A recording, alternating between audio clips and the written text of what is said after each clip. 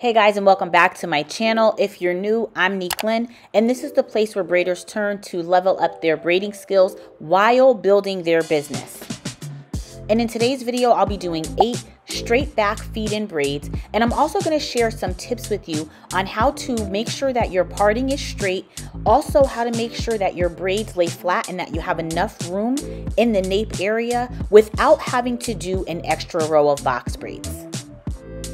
So normally I would prepare my hair prior to my client coming in, but I wanted to do this part on camera so that you could see what method I use in order to prepare the hair for my clients.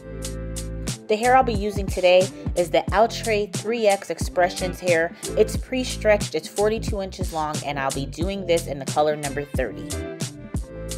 And for my gel, I'll be using the Neat Braid Conditioning Shining Gel. So one thing that I'm noticing that with this summer's humidity, my clients are needing a second run through with the blow dryer once they get in my chair. She already did it, but I'm just going through quickly so I can make sure that it's nice and smooth from root to end. By the way, this is her natural hair color, so make sure you watch this video to the end so that you can see how nicely this color number 30 blends in with her hair. So in order to get started with these straight backs, I'm just going to do a middle part right down the center of her head.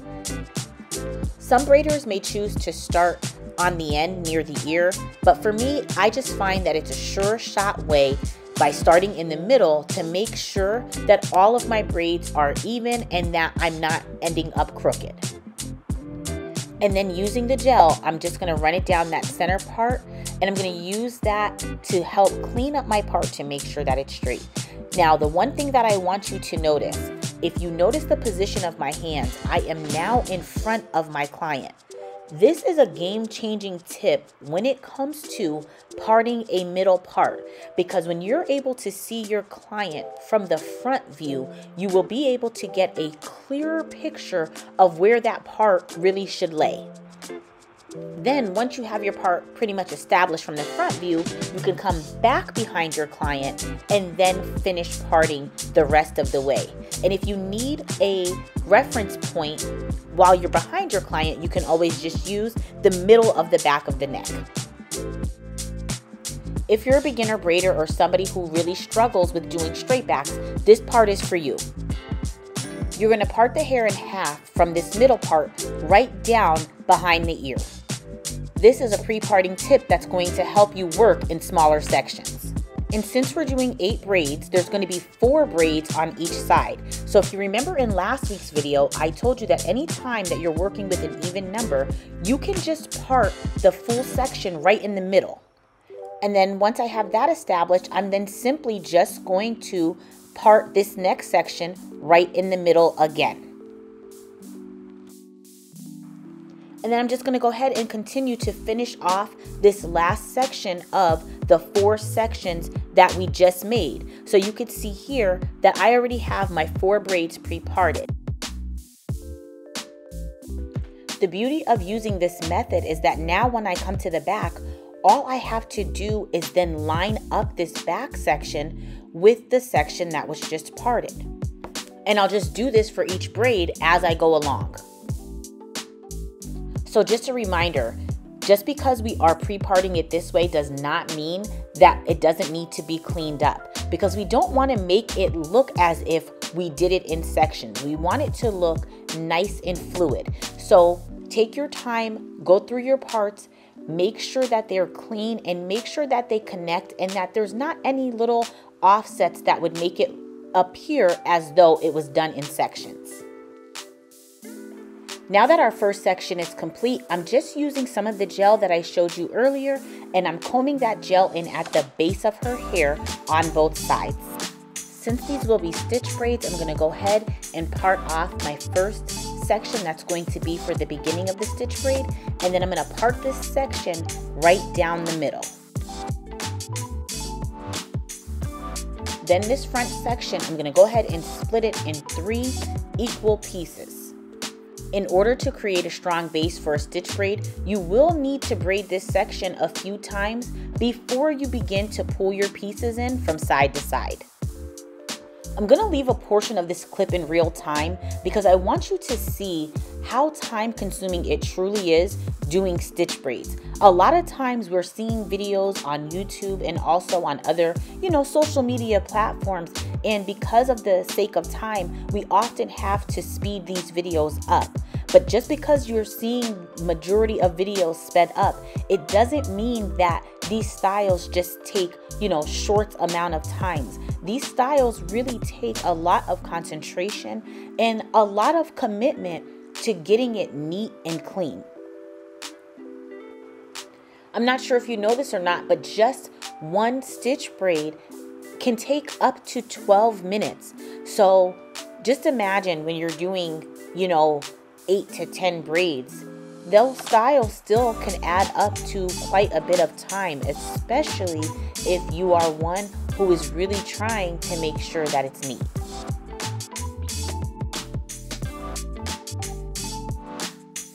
Also, please keep in mind that her hair is very thick. So in order to keep her braids as flat as possible, I will not be adding many pieces of the braiding hair at all to this part of the braid.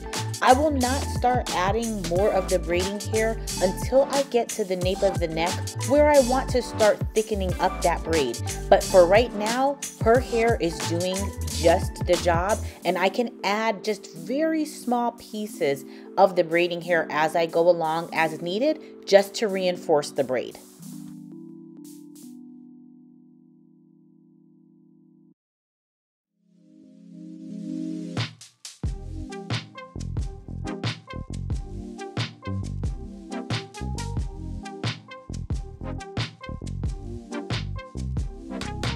If you're already finding value in this video, please go ahead and like the video and also subscribe to the channel so that you don't miss any of these informative and teaching tutorials that's going to really help you level up your braid game. So as I mentioned before, this is where you're going to see me start to really build this braid, right in the nape section. Building the braid here is going to do two things. Number one, it's going to help close up this nape section when all the braids do come together so that they're not too spaced apart. And number two, it's going to build the braid so that it's evenly distributed and that the braid doesn't get small too quickly.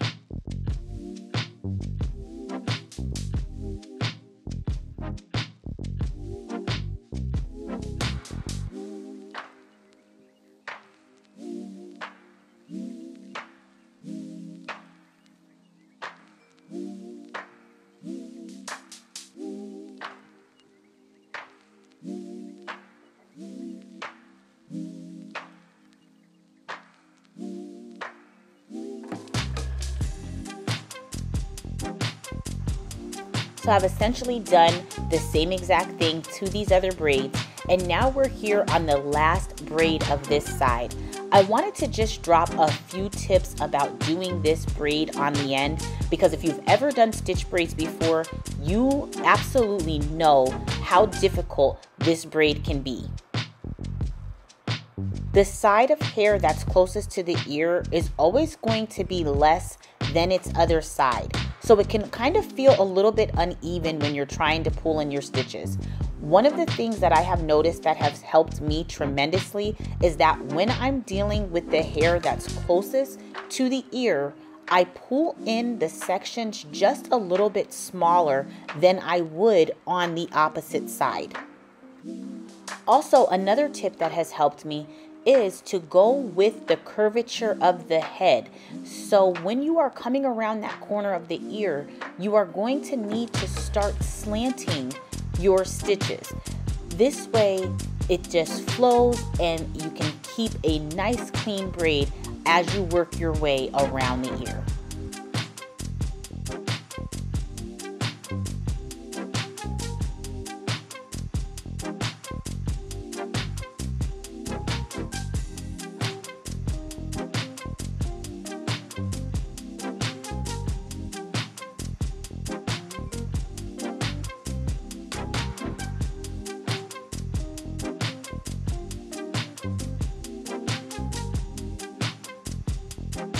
And before anybody comes for me in the comments, please trust me when I say that her braids are not too tight. She just has one of those scalps that happen to turn red with any manipulation.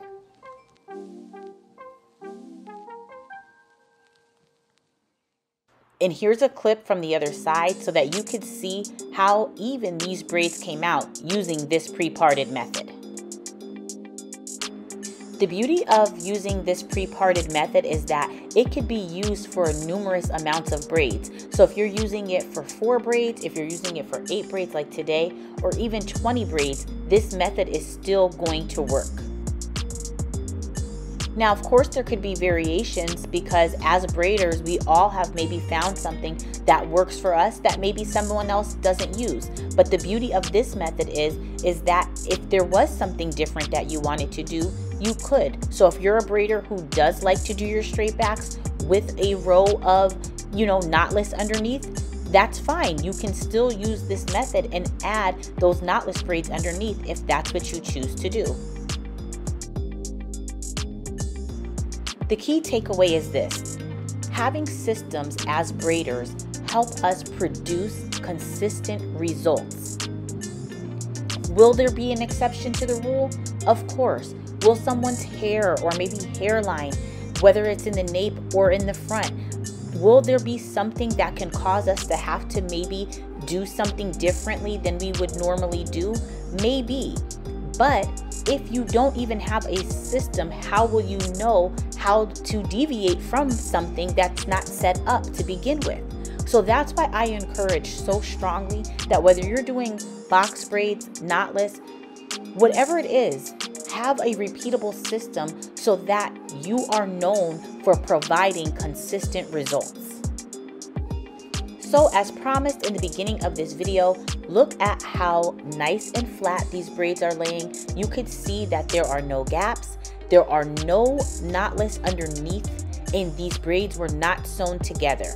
This was just by adding the hair in the right spot, making sure that I was able to close up the nape.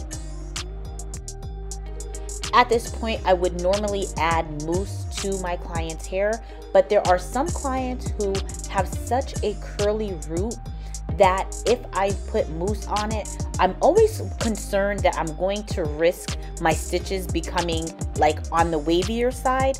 So for her, we typically do not mousse her hair, and I just go ahead and I use hairspray to kind of hold those stitches right in place. And then as always, I'm going to dip her hair in hot water using my kettle. If there's any products that you saw in this video that you want to try out, go ahead and check out my Amazon link that is listed in the description section that is full of braider must-have items that I use on a daily basis.